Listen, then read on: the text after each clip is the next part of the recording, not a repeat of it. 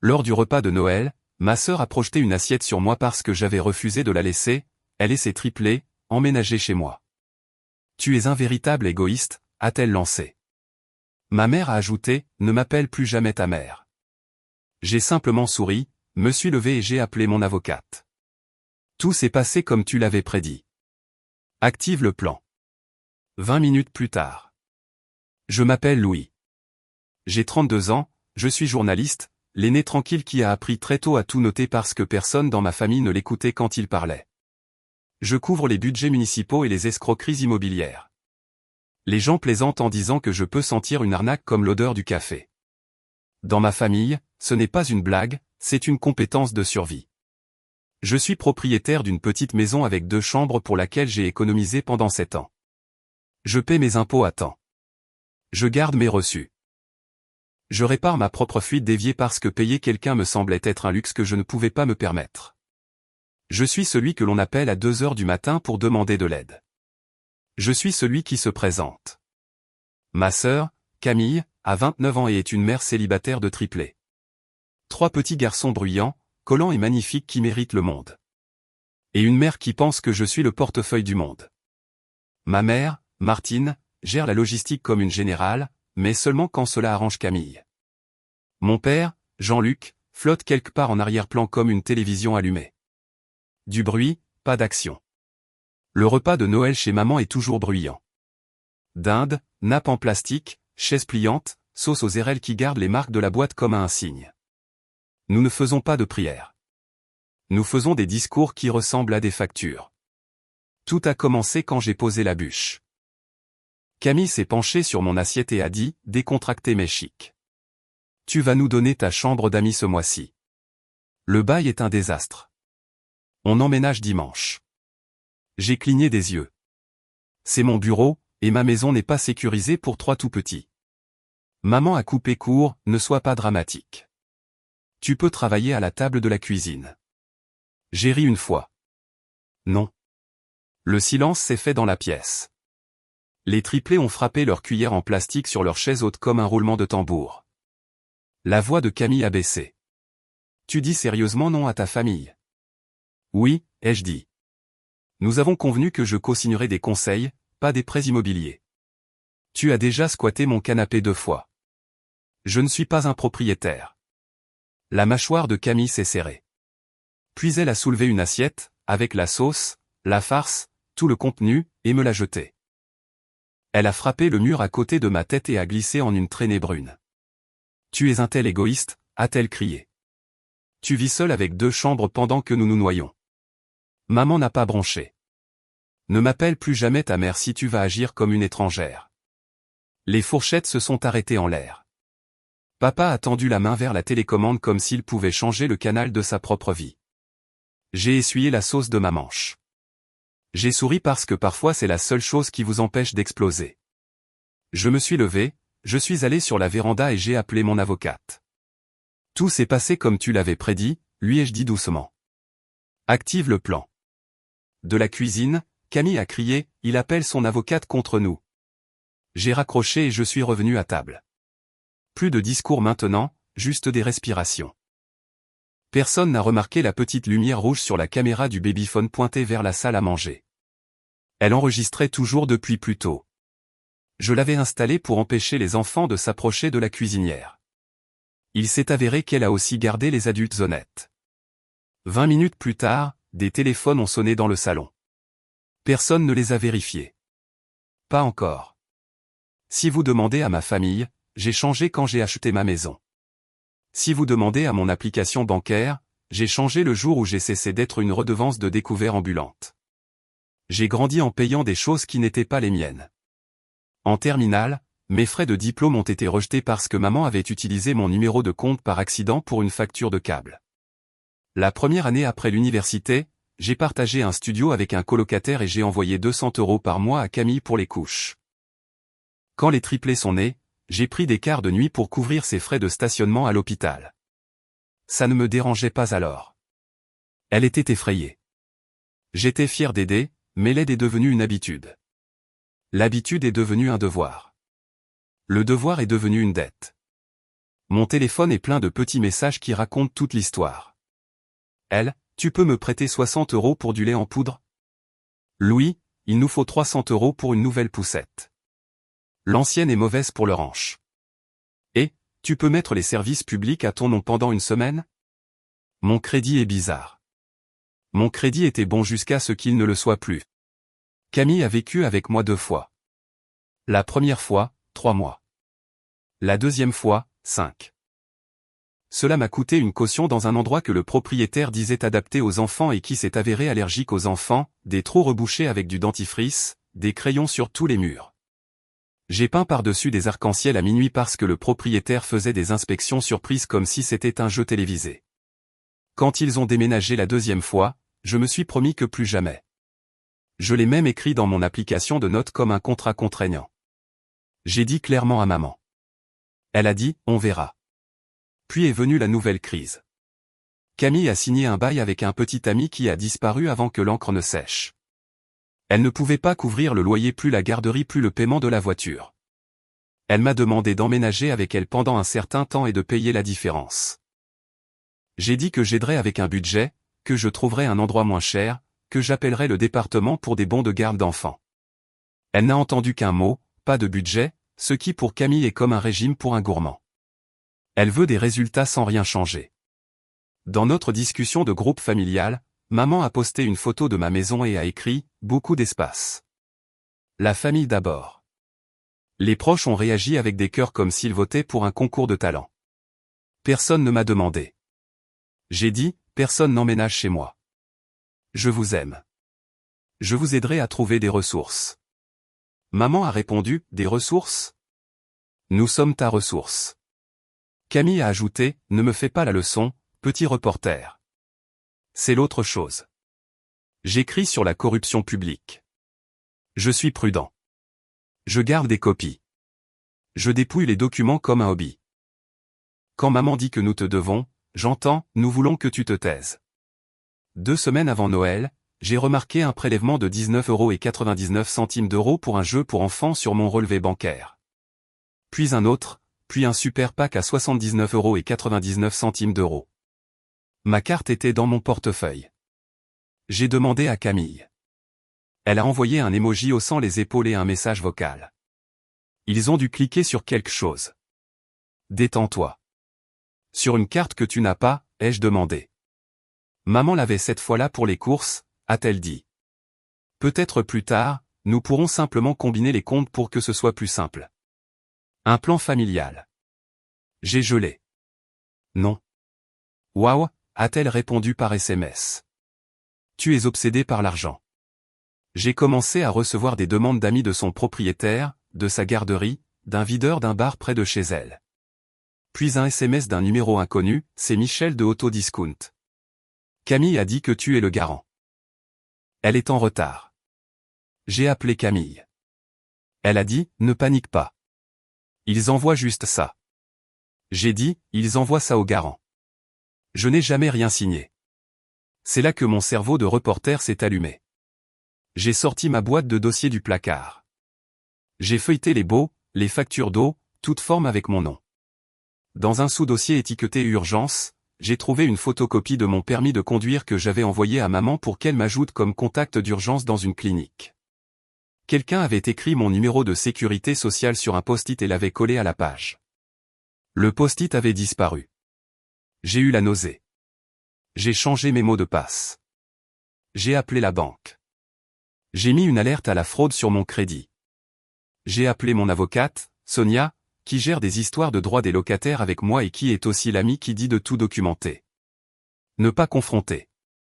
Sonia a dit, pas encore. Laisse-les le dire d'abord. C'est Noël, ai-je dit. Tant mieux, a-t-elle dit. Tout le monde ensemble. Tout le monde honnête. Le message de maman est arrivé 2 jours avant le dîner. Ton cousin, Lucas, peut prendre ton bureau si c'est trop difficile pour les triplés. Il commence un nouveau travail lundi et a besoin d'un endroit près du bus. Un cœur de si généreux de ta part, Louis a suivi. Je n'avais rien accepté. J'ai répondu, non, Camille, ne sois pas mesquine. C'est temporaire. Moi, temporaire, c'est comme ça que j'ai perdu 2 ans d'économie. Maman a appelé. Tu es froid, a-t-elle dit. Le sacrifice familial, c'est comme ça que nous survivons. J'ai sacrifié mes 20 ans, ai-je dit. J'en ai assez. Silence, puis un sifflement. Si tu fermes ta porte à ta sœur et à ses bébés, ne m'appelle plus jamais ta mère. Je n'avais pas l'intention de l'appeler quoi que ce soit. J'avais l'intention de manger de la dinde, de saluer les triplés et de garder ma bouche fermée.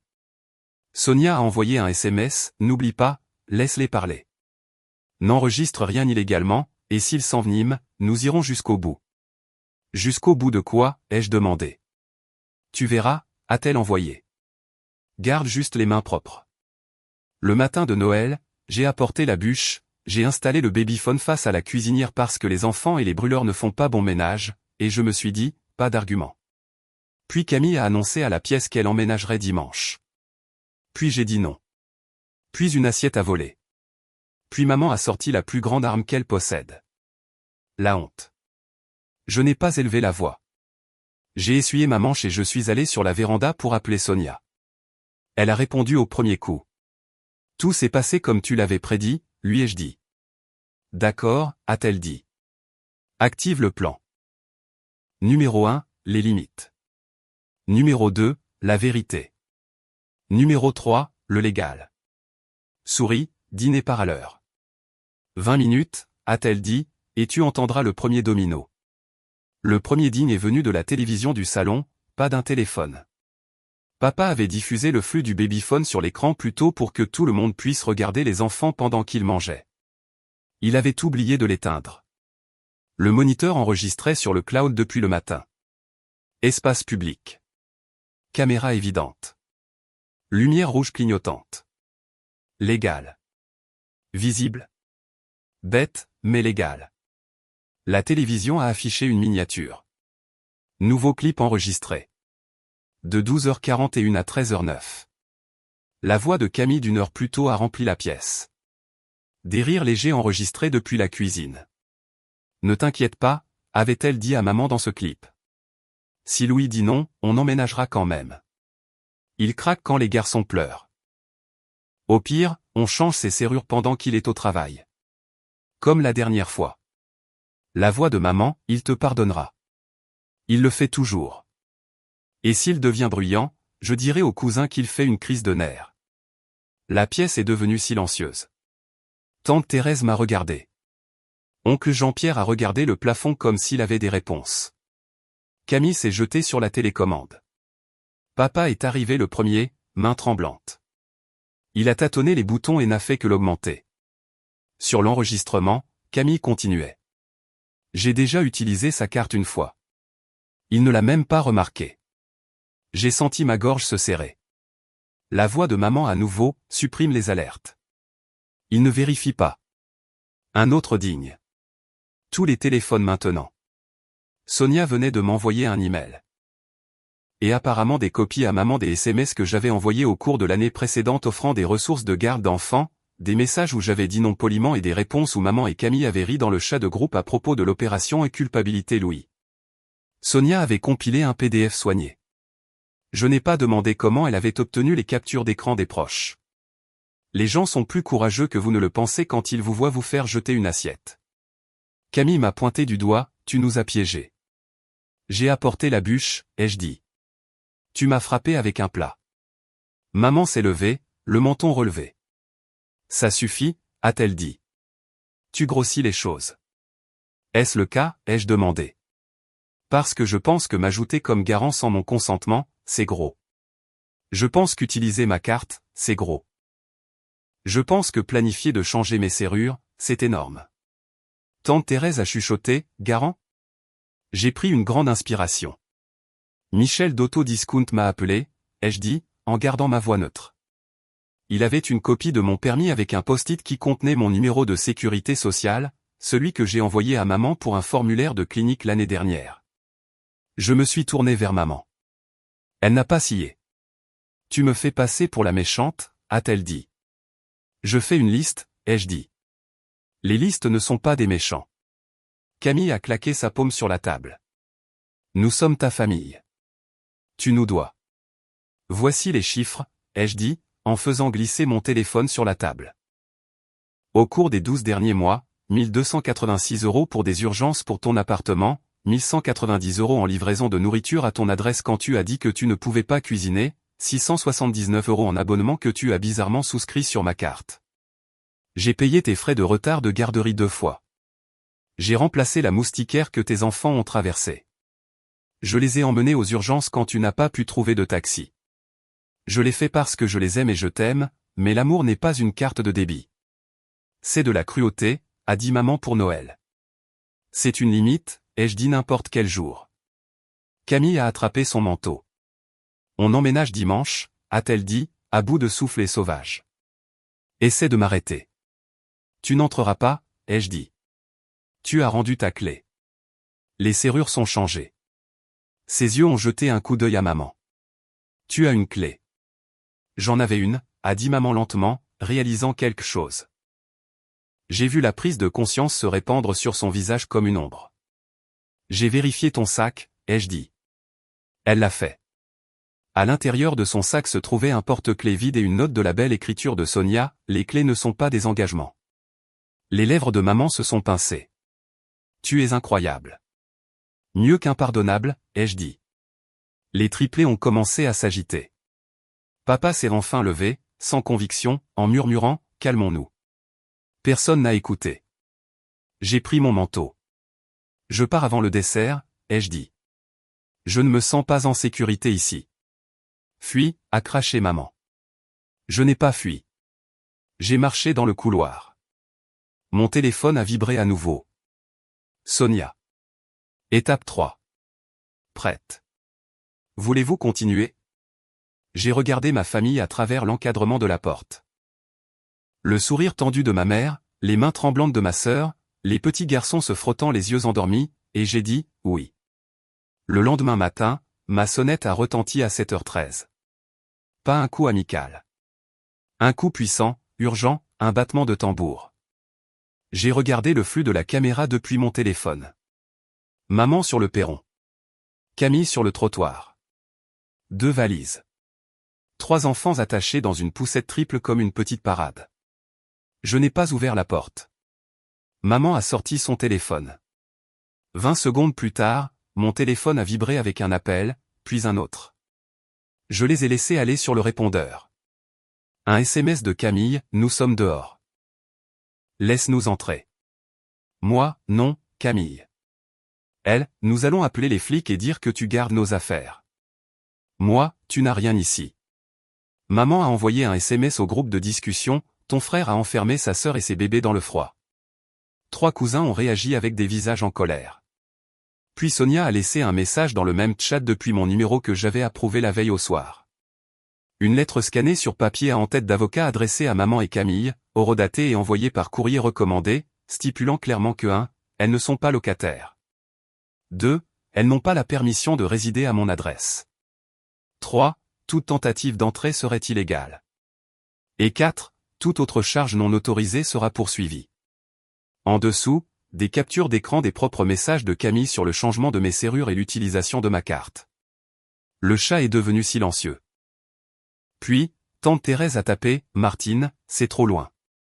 Oncle Jean-Pierre a ajouté, tu ne peux pas simplement emménager chez quelqu'un. Mon cousin Lucas, futur squatteur de bureau, a quitté le chat entièrement. Maman a de nouveau frappé à la porte. J'ai parlé par l'interphone, maman, je vais t'aider à trouver un hébergement d'urgence avec des chambres familiales pour le week-end et une clinique d'aide juridique lundi. Je te conduirai là-bas. J'achèterai des couches. Je ne te laisserai pas emménager. Tu es sans cœur, a-t-elle dit. J'ai un cœur, ai-je dit. Il n'est juste pas alloué. Camille a pleuré. De vraies larmes, une vraie peur. J'ai failli ouvrir la porte. Puis mon téléphone a vibré avec une notification de ma banque. Tentative de connexion depuis un nouvel appareil. J'ai regardé l'écran. J'ai regardé ma porte d'entrée. J'ai appuyé sur l'interphone. Sonia a déposé la plainte pour fraude, ai-je dit doucement. Camille a cessé de pleurer. Elle est devenue plate. Ce ton dur et fatigué que j'avais entendu sur le babyphone. Alors, c'est la guerre. Ce n'est pas ça, ai-je dit. C'est un cessez-le-feu avec des règles. Elle est partie, poussant la poussette. Maman est restée silencieuse maintenant, puis est partie aussi. 10 minutes plus tard, elle a posté sur Facebook, certaines personnes oublient qui les a bercées quand elles étaient bébés. Sonia m'a envoyé un SMS, ne réponds pas. Nous avons activé le reste du plan. D'abord, les choses pratiques. J'ai appelé la garderie et payé 2 semaines à l'avance anonymement via leur portail pour que les garçons ne soient pas punis pour les choix des adultes. J'ai envoyé à Camille une carte cadeau qui ne fonctionnait qu'à l'épicerie et à la pharmacie, pas pour de l'argent liquide. Je lui ai transmis une liste d'appartements subventionnés et un contact dans une association qui aide les parents célibataires avec les cautions. J'ai bloqué les prélèvements de mes cartes vers tous ces commerçants connus. J'ai activé la double authentification pour tout. J'ai mis un gel sur mon crédit qui nécessitait ma voix pour être levé. Puis le personnel. J'ai écrit un email à toute la famille. Pas un manifeste, pas de jurons, pas de colère, juste des faits. Bonjour, hier, une assiette m'a été lancée parce que j'ai dit non. Le babyphone a enregistré une conversation sur le changement de mes serrures et l'utilisation de ma carte. J'ai signalé une fraude. À l'avenir, je n'hébergerai pas d'adultes. Je ne serai pas garant. Je n'enverrai pas d'argent liquide. Je paierai directement les besoins spécifiques des enfants, couches, nourriture, garderie. Si vous tentez d'impliquer mon employeur, mon adresse ou ma propriété de quelque manière que ce soit, j'appellerai la police. J'aime mes neveux. Je n'aime pas être utilisé. Cordialement, Louis. Les réactions sont venues rapidement. Tante Thérèse, fière de toi. Cousine Maya, de quoi les enfants ont-ils besoin cette semaine? Oncle Jean-Pierre, je peux entreposer le canapé de Camille pendant un mois. Et puis, bien sûr, maman, tu as fait honte à ta famille. Je n'ai pas répondu. À midi, Sonia a appelé. 2 nouvelles, a-t-elle dit. 1. Ta banque a annulé les prélèvements. 2. Autodiscount a admis qu'on leur avait fourni une copie non autorisée de ton identité. Il se retire et le propriétaire a reçu notre lettre. Il est très désolé d'avoir mal compris ton rôle, a-t-elle dit, avec un sarcasme appuyé. Il m'a aussi transmis quelque chose. On a pensé que tu devrais le savoir. Elle m'a envoyé une pièce jointe, un PDF d'un contrat de colocation que Camille avait fait elle-même avec mon nom tapé comme partie responsable. Il y avait ma signature, mal forgée, une ligne droite, pas le gribouillis désordonné que j'ai depuis le collège. Vérifie les métadonnées, ai-je dit. C'est en cours, a-t-elle dit, mais nous n'en avons même pas besoin. L'audio du babyphone sur le changement de serrure est suffisant pour une ordonnance restrictive s'il tente une entrée forcée. Je ne veux pas ça, ai-je dit, l'estomac noué. Je veux juste que ça s'arrête. C'est à ça que servent les ordonnances restrictives, a dit Sonia doucement. Arrêtez. Pendant le week-end, maman a testé de nouveaux angles. Elle a appelé mon rédacteur en chef au journal et a laissé un message vocal sur mon comportement instable. Mon rédacteur en chef me l'a transmis avec un email d'une ligne, tu à l'après-midi. Prends soin de toi. Il en a vu de pire de la part de sources que j'expose. Une maman avec un compte Facebook ne va pas effrayer une salle de rédaction. Le propriétaire de Camille m'a de nouveau envoyé un SMS, mais cette fois c'était différent, elle déménage dans un plus petit logement. Nous l'avons aidée avec une réduction. Je vous le dis juste parce que vous m'avez demandé au printemps dernier de vous dire si elle avait des problèmes. J'avais demandé. Bien. La nuit, quand la maison devenait trop silencieuse, la culpabilité se glissait, à pas feutrés. J'imaginais les garçons alignés comme des canetons et j'entendais la phrase de maman, tu as été bercé. Je faisais les 100 pas dans la cuisine. J'ouvrais le congélateur et je fixais les glaçons comme si des réponses pouvaient s'y former. Mais ensuite je vérifiais mon application bancaire et je sentais l'air revenir dans mes poumons. Le solde était stable. Pas de fuite surprise. Pour la première fois depuis des mois, rien ne s'échappait sans mon consentement. Le lundi, j'ai conduit Camille à rencontrer l'assistante sociale de l'association. Elle ne voulait pas monter dans la voiture. Elle voulait se battre dans l'allée. Je suis resté là et j'ai laissé le silence s'installer entre nous jusqu'à ce que les triplés commencent à s'agiter, puis elle est montée en grommelant, tu penses que tu es meilleur que nous? Je pense que les limites me rendent meilleur pour toi, ai-je dit. Elle a regardé par la fenêtre. Tu as appelé un avocat contre ta propre mère. J'ai appelé un avocat pour moi-même, ai-je dit. Maman peut engager le sien.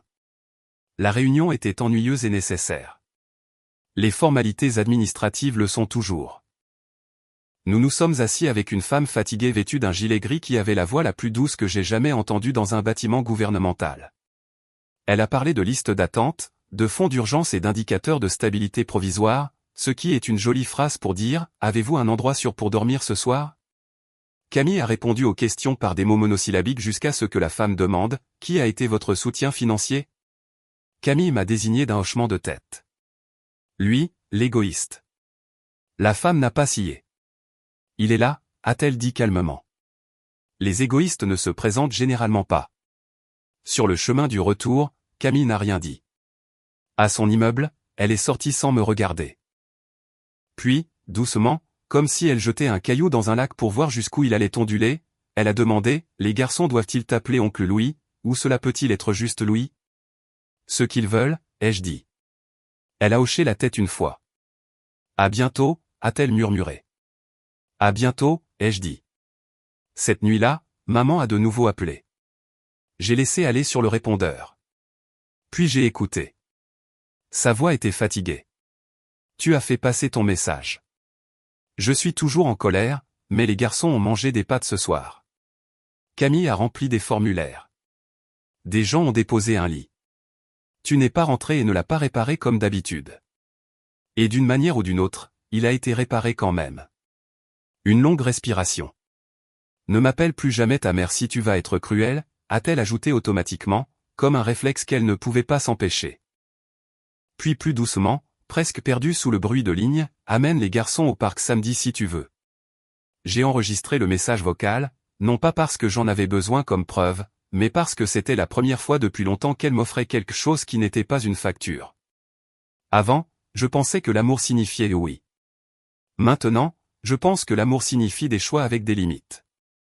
Voici ce qui a changé et ce qui n'a pas changé. Je ne suis pas devenu riche ou froid. Je coupe toujours des coupons. J'envoie toujours à Camille des listes de lieux de repas gratuits quand elle le demande. Je m'agenouille toujours sur le trottoir pour que 3 petits garçons puissent me grimper dessus comme si j'étais une structure de jeu. Je réponds toujours aux SMS, mais je leur réponds comme un homme adulte qui connaît le coût de chaque clic. Ma maison est la même. Le bureau est toujours mon bureau. Le lit d'appoint est pour les amis qui appellent à l'avance, pas pour les urgences qui éclatent sur mon perron. La caméra de ma porte d'entrée enregistre toujours, non pas parce que je suis paranoïaque, mais parce que j'en ai assez d'espérer que les gens choisiront d'être justes quand il est plus facile de ne pas l'être. Maman et moi parlons lors de courts appels prudents. Nous nous en tenons à la météo, aux recettes, aux nouvelles des garçons. Quand elle commence une phrase par « tu devrais », je dis « je ne ferai pas » et je laisse le silence faire son travail. Parfois, elle raccroche. Parfois, elle rit de cette manière brutale qui me contrôlait autrefois. Parfois, elle dit d'accord comme si le mot avait un goût nouveau. Camille et moi ne sommes pas amis. Nous sommes frères et sœurs avec un traité. Nous nous rencontrons au parc. J'apporte des fruits et un ballon de football bon marché. Elle apporte des collations qu'elle peut se permettre. Nous ne parlons pas de ma maison. Nous ne parlons pas de crédit. Nous parlons d'horaires de sommeil et de chaussures. Les garçons m'appellent Louis parce que l'un d'eux a essayé oncle et ça a donné oncle Louis et nous avons tous tellement ri que nous avons dû nous asseoir. Mon avocate Sonia refuse la bûche quand je la porte au bureau parce qu'elle ne négocie pas pour de la pâtisserie, mais elle prend du café et m'envoie des articles à éditer quand mon cerveau ne veut pas se reposer. Mon rédacteur en chef m'a donné une semaine de congé que j'ai passé à ne rien faire de glamour, lessive, sommeil, longue promenade devant les maisons des autres où l'herbe est toujours un peu désordonnée et où l'on peut dire que quelqu'un vit une vraie vie à l'intérieur. La partie argent est simple maintenant. J'ai mis en place un fonds qui paie directement la garderie si besoin. Je l'ai gardé. J'ai écrit le plafond au marqueur épais sur une fiche et je l'ai scotché à l'intérieur de mon placard à côté de la liste de courses. Plafond garderie, X € au mois. Quand il est atteint, il est atteint. Chaque fois que la culpabilité chuchote, je lis la carte. Le plafond tient. La famille essaie toujours de petits tests. À Noël, maman a dit, ton cousin a besoin d'un endroit pour dormir une semaine. J'ai dit, non. Elle a attendu. Je n'ai pas ressenti le silence. Elle a soupiré. Bien. Le monde n'a pas pris fin.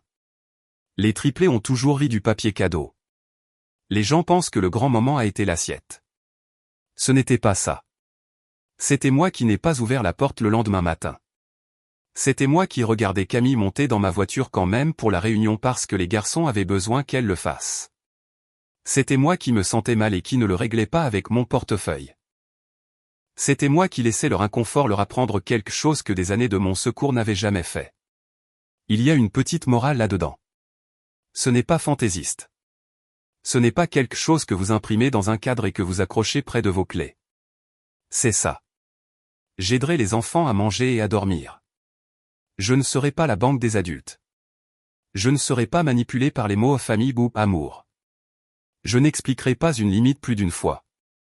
Je quitterai la pièce quand l'assiette volera. J'appellerai mon avocate quand mon nom sera utilisé sans mon consentement. Je choisirai la paix plutôt que l'accès.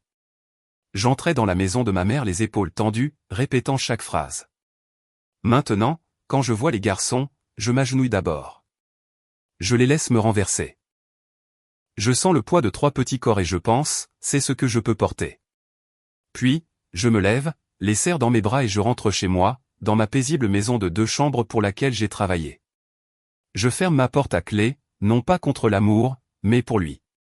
Et quand mon téléphone vibre avec un message qui commence par « tu nous dois », je souris un peu, respire et tape les mêmes 2 mots à chaque fois, « non merci ». Ce n'est pas une vengeance.